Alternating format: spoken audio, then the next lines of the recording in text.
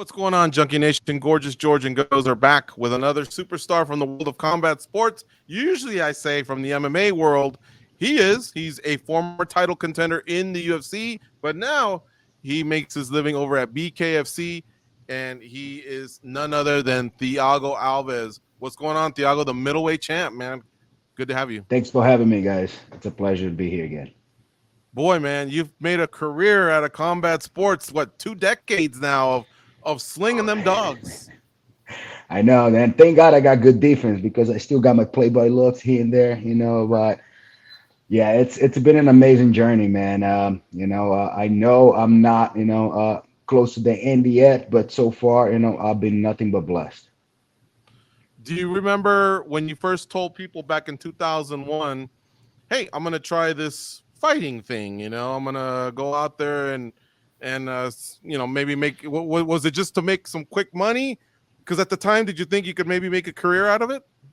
So when I started actually fighting back in Brazil, it was almost impossible to make a living out of professional fighting.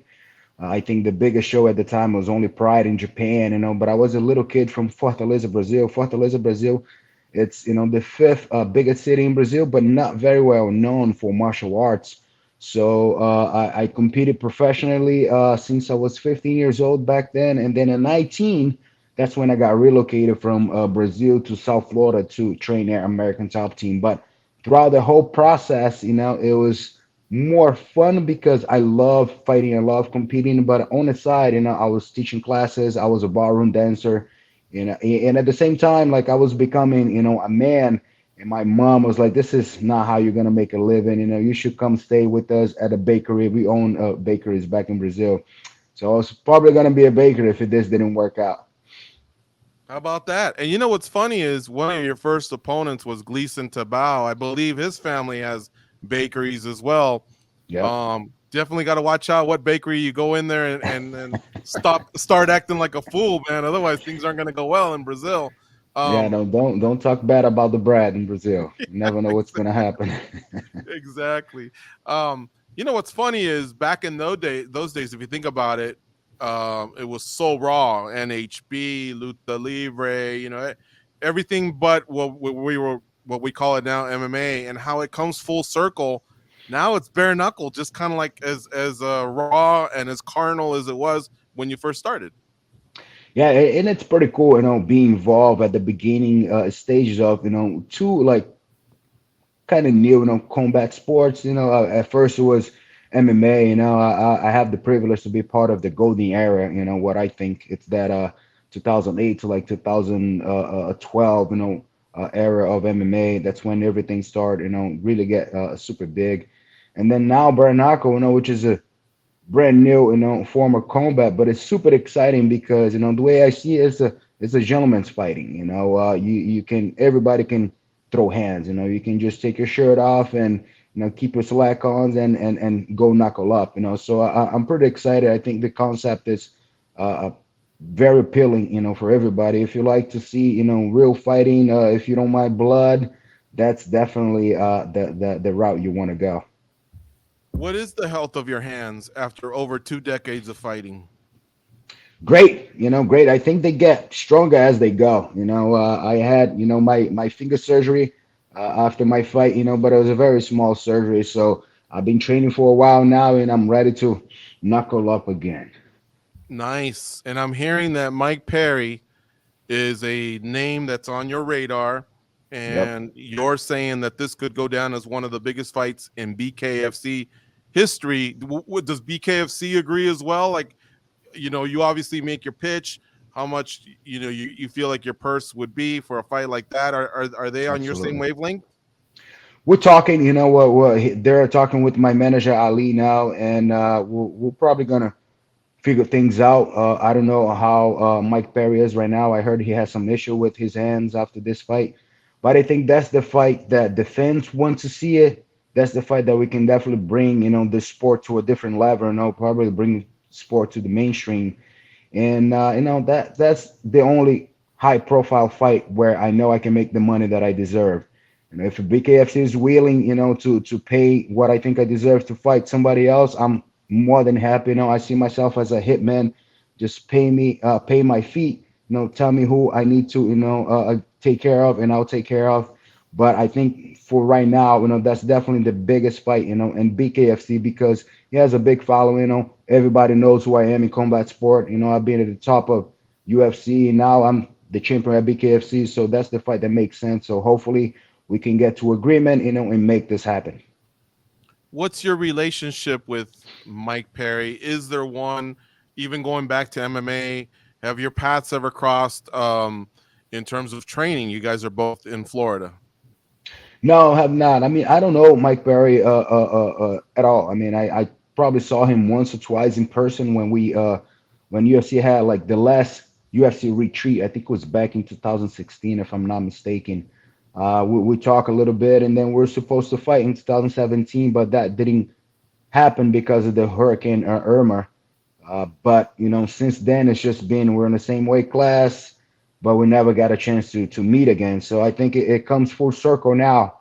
I'm the champion. He just won his first fight, and he has a lot of hype behind him. I like to take that hype away from him and have that end still after we fight together. What were your thoughts on his first fight? How do you think he did? How did you think he fought that night? I thought he thought it was going to be a lot easier than it was. He looked good at the beginning. I think Julia Lane was a little sloppy at the beginning, just lunging forward. I think towards the middle, the end of the fight, Julia Lane looked a lot better, and Mike Perry didn't look so good. So, yeah, it was a good. I mean, it's a different animal. The more that you do, I think the easier it becomes. But you gotta be aware of the risk. You're gonna get cut. It's gonna get blurry. It's gonna get tiring. There, your hand's gonna hurt. But for me, it's just another day. That's not gonna stop me from throwing punches, from doing what I gotta do to win. And I think he has the same mentality. He comes forward. He doesn't mind getting dirty. So me and him versus each other, in that square circle, I think has a great potential for probably the biggest fight in BKFC ever. So, yeah, he looked good. Thiago, how long do you feel like it takes for people to kind of figure it out? Right, you have your first fight, depending on how that goes, your second fight, but how long before you can kind of create that recipe and figure out what exactly you have to do there, the strategies and all that? Can you do that in just one fight? Does it take multiple fights? No. I think the first fight you're just getting feet wet. My first fight against Julia Lane, I almost kicked him the first 2 rounds. I threw a jab and just saw his leg over there. It's muscle memory. That's all I've been doing my whole life. And then the second time I threw a hook, his leg was there too. So literally the first 2-3 rounds, it was me trying to figure it out, this new, fighting style where I'm very limited, from what I'm used to do. The second fight, as you guys saw, I was already dialed in. It doesn't take much for me because I have a lot of experience. I work with the best professionals in the business. Me becoming a coach made me have a deep understanding of fighting, the things that I can and cannot do. My coach has been telling me since the first time we start preparing to move towards bare knuckle boxing, Thiago, just wait for your third fight. Your third fight, it's when everything's coming together. So that's why I'm super excited. I can't wait to get back in there and let my hands fly. Julian Lane dodged the bullet with that leg kick, because we have said it so many times, and I've said it a bunch of times. The loudest strikes I've ever heard in my life in an arena came from you and Chris Lytle one time. Oh my God, I couldn't. It was so loud, man. So he dodged the bullet with that leg kick. But I want to ask you about your shirt. American Top Team, you've been there for a long time. ATT. There are a lot of names at that gym, a lot of history. Belts came around now. Everything seems to be clicking. Can you kind of just give a little bit of a status of the gym? How do you guys feel as a team? And also, when it goes to training, BKFC, there's so many fighters in that area. Is there almost like a select group that just does that? So, ATT, we're been the best gym in the world, 4 or 5 years in a row. This is all we do 24/7. Thank God Dan Lambert, he loved this sport. He was able to build something that's pretty incredible. He changed so many people's life. And, we have the opportunity to dedicate our entire life to just fighting. So it's impossible for us not to be where we are right now. We're just getting started. I think we just built a location, in ATT Happy Valley where we're going to be able to recruit wrestlers straight out of college. So we're not getting any smaller. We're only going to get bigger. And I have the privilege, to work alongside with coaches that I was training under. We have so many different coaches inside of the gym that, the athlete literally has the option to pick and choose who he wants to work with. But at the same time, I always tell my athletes, train with everybody when they don't have a fight coming up, so you can just, increase your knowledge. We have so many high level fighters, so many high level coaches. Why not take advantage of everybody out there? And when it comes to the bare knuckle side of it, we pick and choose who it's willing to help us a little bit. I also work with my boxing coach Derek Santos on the side. And Derek Santos is a phenomenal boxing coach. He worked with many world champions. So I do a little bit of mix. I do half of my training in American Top Team and half of my training for bare knuckle boxing in a boxing gym with Coach Derek Santos. So that, I think, it's a perfect combination, because bare knuckle boxing is not straight up boxing. You can dirty box, you can clinch a little bit. There's a lot of things that you can't not do in bare knuckle boxing that you're able to do, in boxing with rolling punches and this and that. Because when you have clean hands, it's a different animal. So I think I have the perfect mix of the best of both worlds. I'm glad you explained that, because that probably partially answers my next question, and that's when we'll see a migration of boxers who maybe didn't reach the heights of Canelo or Tyson Fury or whatever, and they start to migrate over there. I think aside from what you were talking about, the techniques, there's an extra layer of toughness, without disrespecting boxing, but there seems to be an extra layer of toughness that you're gonna have to endure, because a lot of those punches will get through and they'll be more damaging than some of the ones that one can slip or parry or whatever that might not have that effect. So that was a great explanation, because that was going to be one of what I was going to ask you. Yeah, and also I think it transfer better for MMA fighters, because we're used to see that little glove coming at you all the time. You better blocking those punches, And I talk to a lot of the boxers, every time I mention I'm bare knuckle boxing champion, they're like, "You're crazy. How do you do that?" So there's a little bit of stigma is still in bare knuckle boxing of how graphic it is, right? Because you're gonna get cut, it's gonna be blurry, and it's super competitive. It's two arms against two arms, two hands against two hands. But I love the competition. I think once you know what you can do from every angle, from every step you take, it becomes very fun. I always been so spread thin, training, Muay Thai twice a week, boxing twice a week, wrestling, grappling twice a week, on top of strength conditioning. Now I only focus in boxing, my road work, and strength conditioning. So my mind just, expand a little bit on the things that I cannot do, all the different angles, all the different things, all the different traps I'm setting. So it's pretty exciting. Very exciting. Why do you think Muay Thai hasn't exploded the way bare knuckle has? Because it's also violent, and you get elbows and knees and those shins. I kind of know why kickboxing, maybe because they still have, obviously the bigger gloves. But in Muay Thai, you would think that that's maybe what some are looking for when they want to see a violent stand-up. But yet bare knuckle, in my opinion, has just blown up here in the United States more than Muay Thai ever did. I think it's just a culture thing. Muay Thai is huge all over the world. Probably not as big as boxing here in America, because as you know, the typical American fighter is a wrestler with good boxing. A typical Brazilian fighter is a good jiu-jitsu guy with good Muay Thai, and that's so on. So I think it's just a culture thing. Muay Thai is huge all over the world.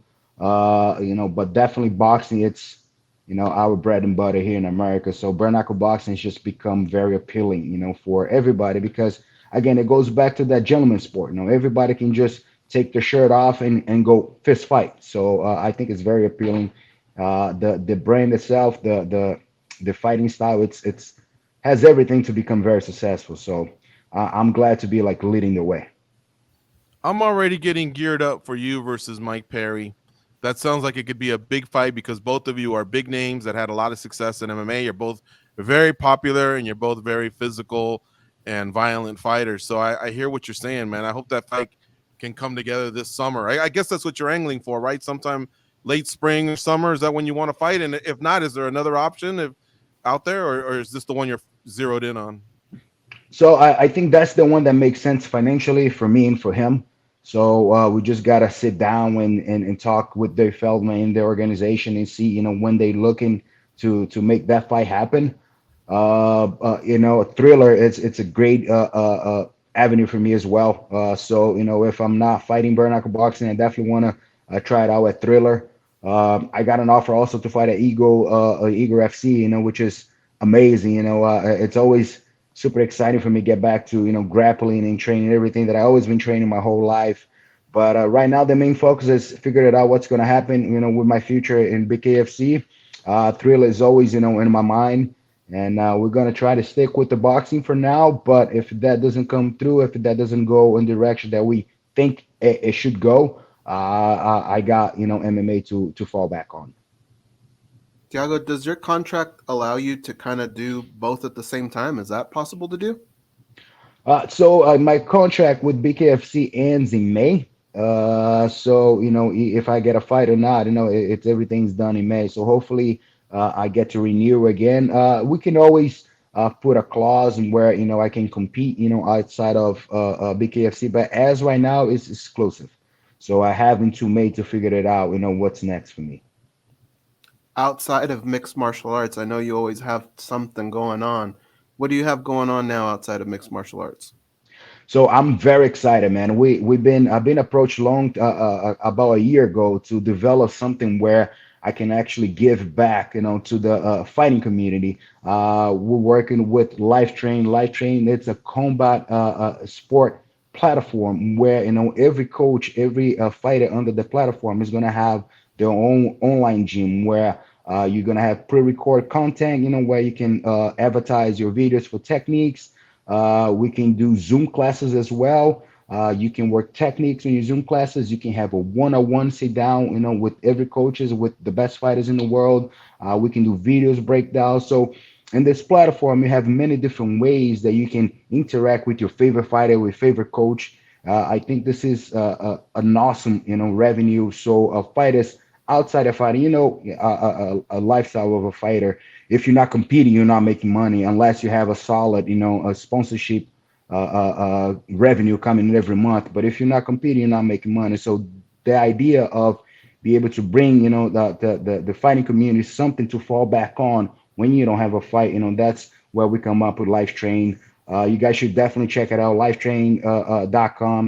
Our Instagram is at Lifetrain, and we're coming up with some pretty interesting things. I got my own sketch going on called the Pit Stop. I'm also doing a train like a fighter. It'll be a once a week strength conditioning workout where you can just train with me. I'll be posting what I do on a regular basis, and you can join in our monthly membership, or you can just go in and get a few classes with whatever fighter that you like. But we have the best fighters in the world on this platform, and it's just the beginning. We're tackling boxing, we're tackling wrestling, and MMA. And as you know, MMA have many different martial arts. So we're at the beginning stages, but we've been getting a lot of good feedback. And the goal is to have Lifetrain, out in everybody's home, in the next 2 to 3 years.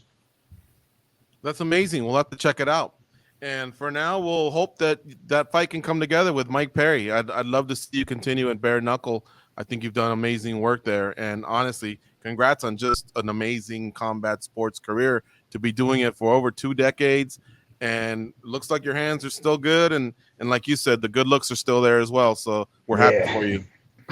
Thank you very much, guys. I appreciate the continued support. And whenever you guys need me again, I'll be here gladly.